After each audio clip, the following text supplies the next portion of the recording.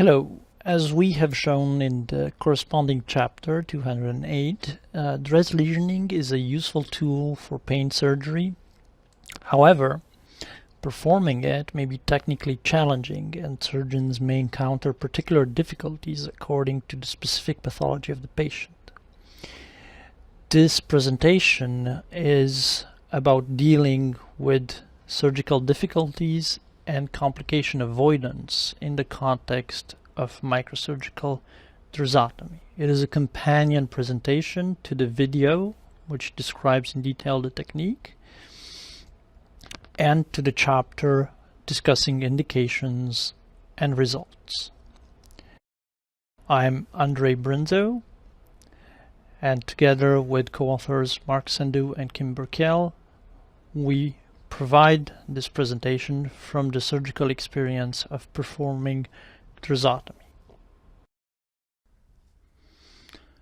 Planning is an integral step of the surgery and a crucial one. Of such, it is the first step of the surgery. Planning begins with defining the adequate target levels for the surgery in terms of spinal cord levels, i.e. metameres, to be lesioned. According to the extent of the painful territory and the limits of the pathology or injury causing the pain of the patient. A correspondence between the distribution of the pain and the radicular or segmental levels innervation is necessary to be defined prior to the surgery in order to know which metameres are to be lesions.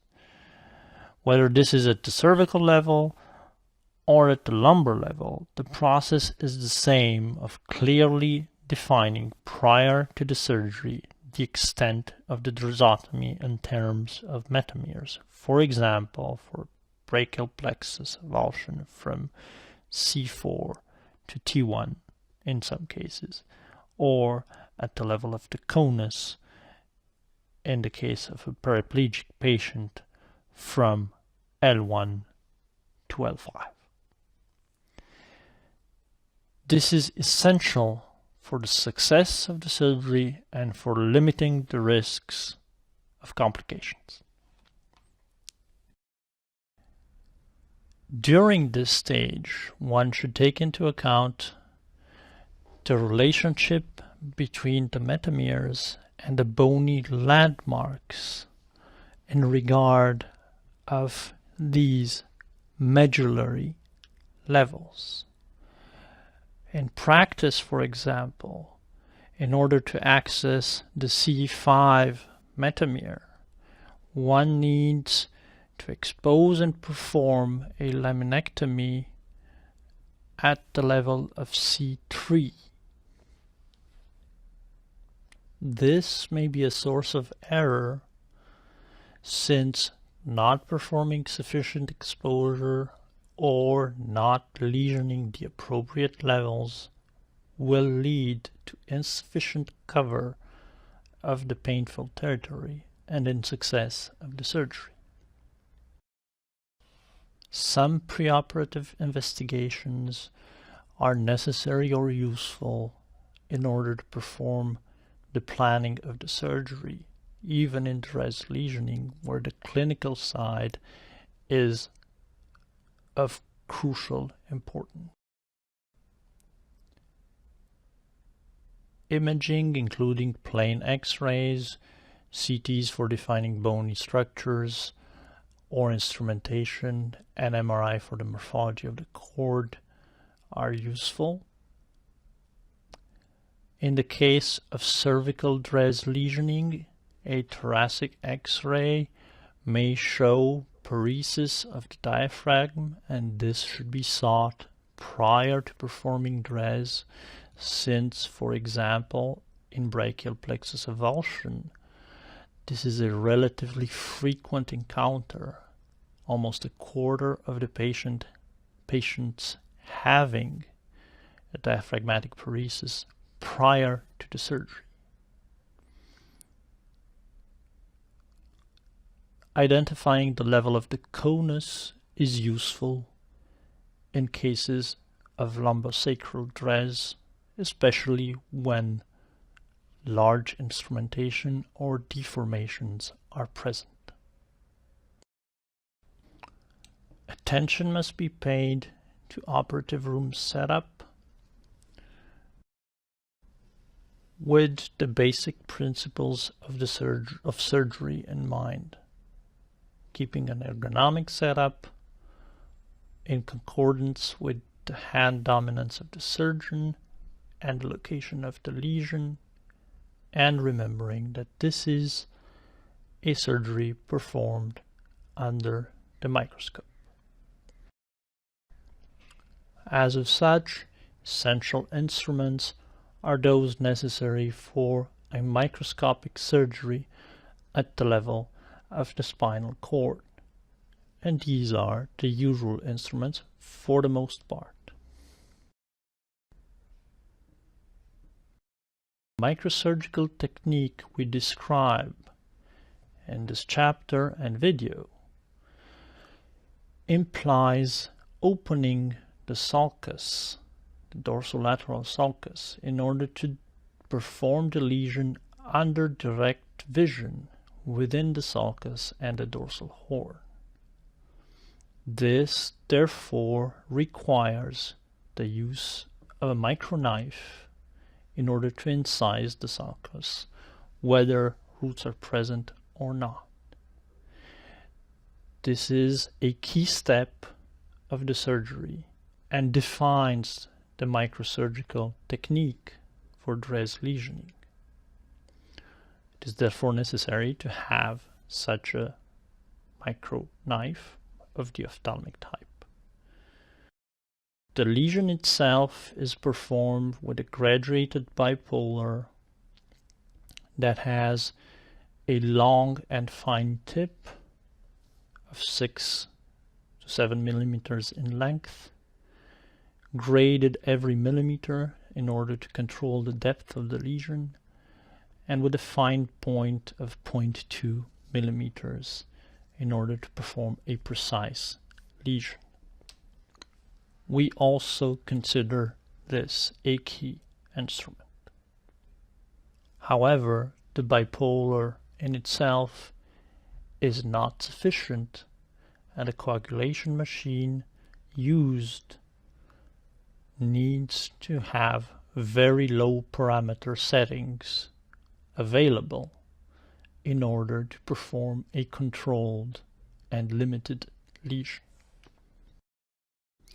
The anesthesia used for DREZ lesioning is a typical anesthesia for intramedullary surgery, a general anesthesia allowing for EMG mapping and monitoring, and sometimes evoked potential monitoring, and control of end expiratory pressures to decrease bleeding.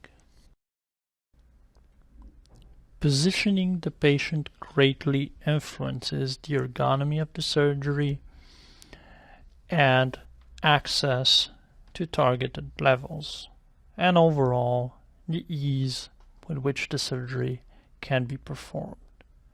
Therefore, it is an important step of the surgery itself. Patients for cervical DREZ are positioned in a prone position with the Mayfield head fixator. The head is flexed and the cervical target region is placed as high as possible to minimize bleeding and engorgement of veins. The knees are flexed in order to block the patient from slipping on the operative table and avoid positioning complications.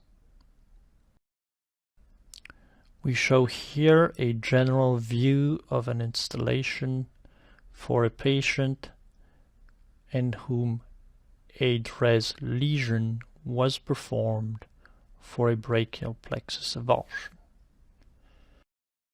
The head is fixed in the Mayfield clamp and the cervical region from C3 to C7 is placed as high as possible in order to minimize bleeding. Knees are bent to support the body, but also peripheral vascularization is checked and pressure points are checked. This will be a long surgery and pressure point complications may arise. Recording EMG responses from stimulation of the anterior motor roots is of use when performing DREZotomy in order to functionally identify the metameric levels. We use it often. Alternatively, muscles can be palpated and only stimulation used in order to evoke a response. In some situations, a response will not be obtained because of the importance of the lesions, such as in brachial plexus avulsions. However, as a rule, we install EMG monitoring in order to map the roots prior to lesioning, both for identification purposes and for an assessment of function before the lesion. Evoked potentials, both somatosensory and motor, are of use to verify the integrity of the long tracts, that is the dorsal columns and the pyramidal tract. They are especially useful during the learning curve in order to avoid serious complications. The approach must be tailored according to the preoperative planning so that it allows access to all the metameric levels and it allows comfort and ease of performing the lesion. As is usually the case, when performing the approach, one should take into account the final target of the surgery, and the medullary segments that are targeted should be fully exposed in order to perform the DREZ properly. We identify the levels in the usual manner, counting from C2 and cervical surgeries, and for conus lesions, we count from the sacrum with the help of radiology. As a rule, when performing unilateral DREZotomy, a hemilaminectomy is performed. This is sufficient to expose enough space in order to perform the lesion and avoids several inconveniences, including complications such as post-laminectomy syndrome after complete laminectomy.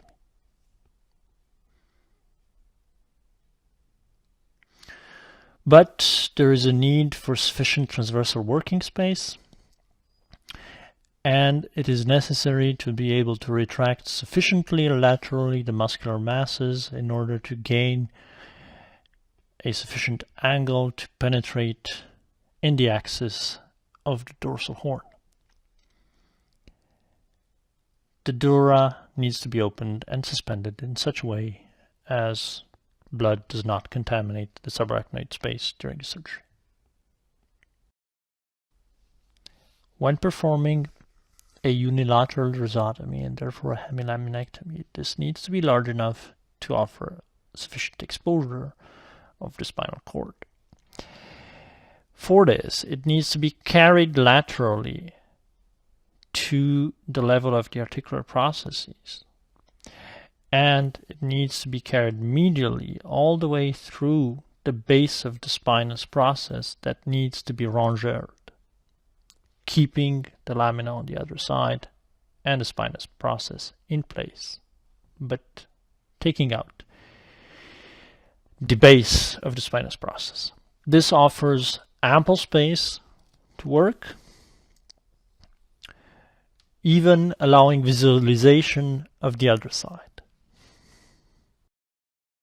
Once the dura is opened and exposure sufficient,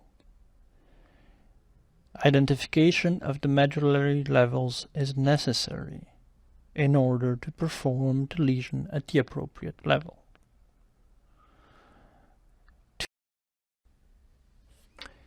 In order to do this, we use anatomical landmarks, such as bony landmarks as the vertebral levels in regard to the spinal cord to be lesioned, or the foramen through which roots pass that need to be identified on fluoroscopy.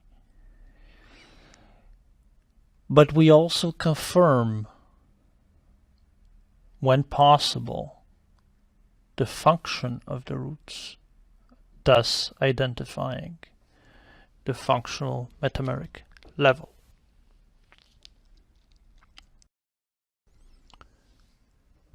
At the cervical level, some practical landmarks, functional identification of the roots.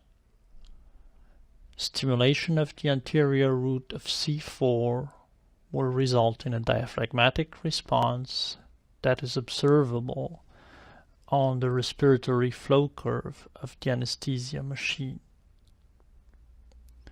This is a very useful landmark, since C4 root should not be lesioned in order not to induce diaphragmatic hypotonia. Other landmarks exist corresponding to each metameric level in accordance to the predominant response of the stimulation of each of the roots, and EMG monitoring may be used in order to map the roots. Alternatively, muscles can be palpated if EMG is not available. At the lumbosacral level, identification may be difficult, given the density of the roots. It is important to know that the S1 root finds itself at 30 millimeters above the first coccygeal root in regard to the filum terminale. Measuring this is a reliable way to identify S1. Counting upwards from S1 allows identification of subsequent lumbar roots, which should be marked if possible. Functional identification afterwards allows a precise tailoring of the surgery if EMG is to be used. A key moment of the surgery that may pose difficulty is identification of the sulcus itself. Proper identification of the sulcus is necessary in order to avoid certain complications, and in particular neurological complications. Therefore, special attention needs to be paid to this step. According to the location of the lesion to be created and to the particular clinical and anatomical situation. It is different when roots are present by comparison to the situation when roots are absent. When the rootlets are present, they enter the dorsolateral sulcus, and the incision of the sulcus has to be made on the lateral side of the rootlets. It is necessary, therefore, to completely dissect the arachnoid adhesions in order to mobilize the rootlets to access their ventrolateral side. The rootlets need to be free to be eversed, and the appropriate term for the gesture is eversion. After the incision of the pia, the sulcus should open easily, since it is of a loose structure. If it does not, probably the location of the incision is not precisely in regard of the sulcus. This is because the dorsal horn tissue is soft, and it is distinctly different with experience from the white matter. We offer the example of a DREZ performed at the cervical level for the control of pain in a patient with an invasion of the brachial plexus due to a pancreas dubious tumor. The roots have been dissected, and the gesture being performed here is eversion of the root. Afterwards, one can see the entry of the roots within the spinal cord and at the dorsolateral side, the beginning of the sulcus.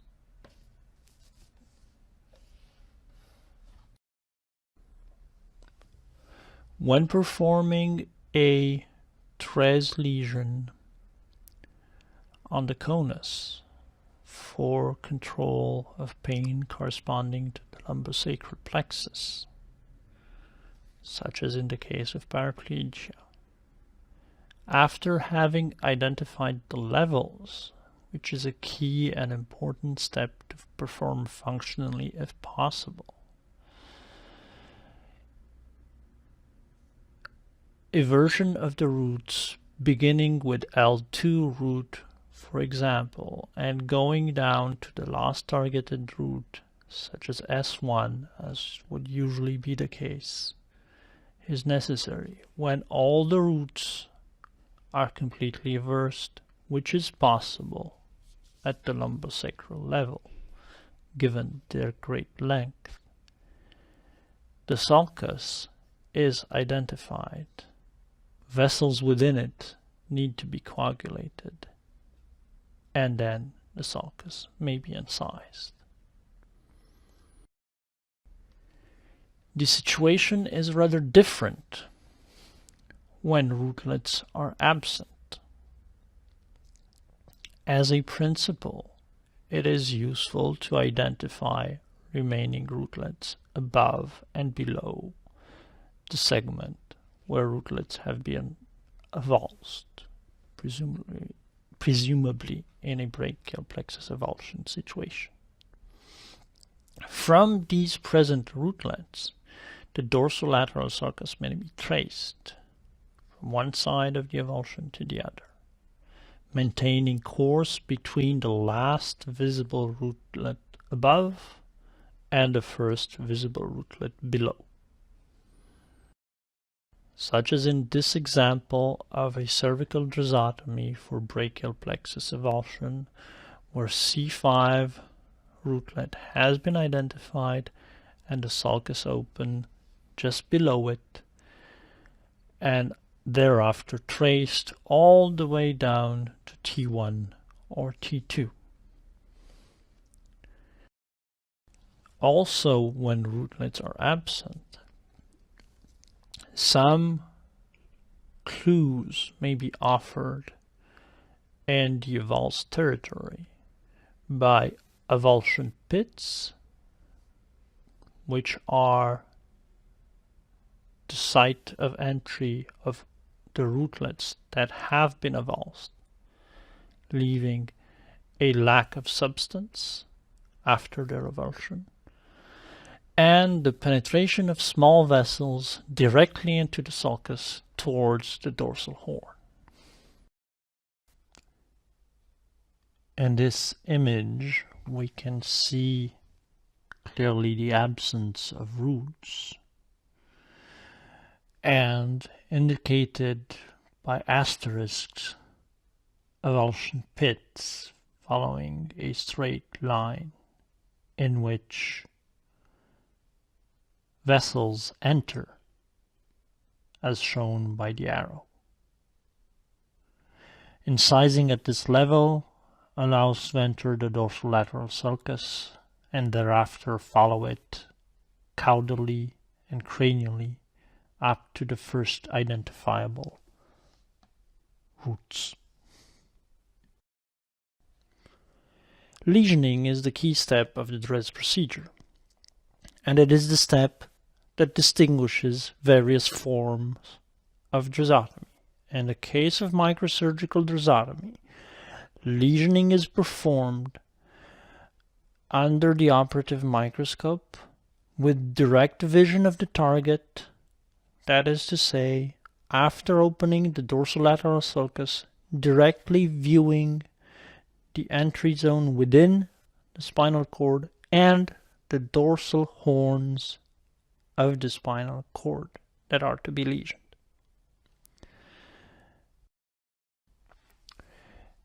Lesioning allows to interrupt nociceptive inputs at the level of the entry in the spinal cord by cutting small pain fibers and thus leaving intact large myelinated tactile fibers, and also to destroy the population of neurons that can become or that have become hyperactive under deafferentation conditions. These are situated in the dorsal horn from layers 1 to deeply within layers 5.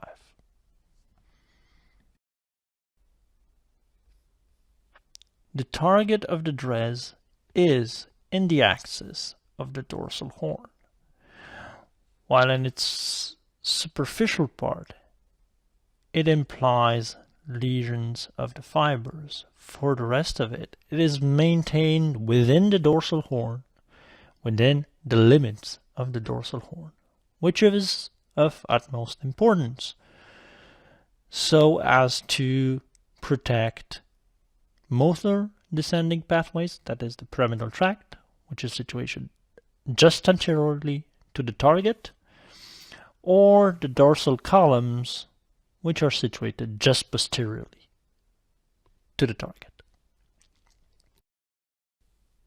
The angle and shape of the dorsal horns is different according to the level at which the DREZotomy is performed, and adjustments have to be made and the local morphology kept into mind. It is of importance to retain the narrowness of the dorsal horn and of the spinal cord itself at the thoracic level. As a recapitulation, the microsurgical steps of performing a DREZ lesioning in the microsurgical manner are identification of the sulcus. In this situation, we are facing a patient with brachial plexus avulsion, and the sulcus may be difficult to identify. We use the present rootlets and local landmarks for the presence of the sulcus. Incision of the sulcus in order to access it directly and access directly the dorsal horn. This incision must be carried in length all along the sulcus and in depth beneath the pia mater in order to access the deeper layers of the dorsal horn. Lesioning within the axis of the dorsal horn using the bipolar coagulator and performing the lesion in a dotted fashion every millimeter and checking the lesion itself and the sulcus at the end. DREZ lesioning is a useful tool for the control of pain. In particular, in order to avoid complications and difficulties, we prefer to perform it in a microsurgical way, which offers control of the lesion under direct vision. It still is a procedure with potential risk, and proper precautions need to be taken in order to avoid such risks. Of course, microsurgical training is necessary in order to perform such a lesion. Monitoring can be useful until the plateau of the learning curve has been reached, and it is necessary to have some form of intraoperative neuromonitoring, even if only to identify appropriate levels for the lesion. Somatosensory and motor evoked potentials are optional but useful for training. Thank you, and please take into account the fact that appropriate and careful indications are the best safeguard against complications and difficulties.